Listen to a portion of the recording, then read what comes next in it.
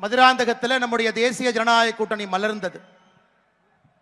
இன்றைக்கு மதுரையில் ஒரு திருப்புமுனை அரசியல் கூட்டமாக 4 ஆண்டுகள் 10 மாத காலமாக தமிழகத்தை வாட்டி வதைத்துக் கொண்டிருக்கக்கூடிய திராவிட முன்னேற்ற கழகத்தை ஆட்சி கட்டிலிருந்து அகற்றி அவர்களை வீட்டுக்கு அனுப்ப வேண்டும் என்கின்ற ஒற்றை குறிக்கோளோடு எதையும் பொருட்படுத்தாமல் இங்கே வந்து அமர்ந்திருக்கக்கூடிய நம்முடைய அருமை சகோதரர்களே, சகோதரிகளே, இதற்கு முன்பு பேசிய எல்லா தலைவர்களும் கூட மிக நுணுக்கமாக, சிறப்பாக எதற்காக திராவிட முன்னேற்ற கழகத்தினுடைய ஆட்சி இந்த மண்ணிலிருந்து வேரை அறுத்து எரியப்பட வேண்டும் என்று பேசியிருந்தார்.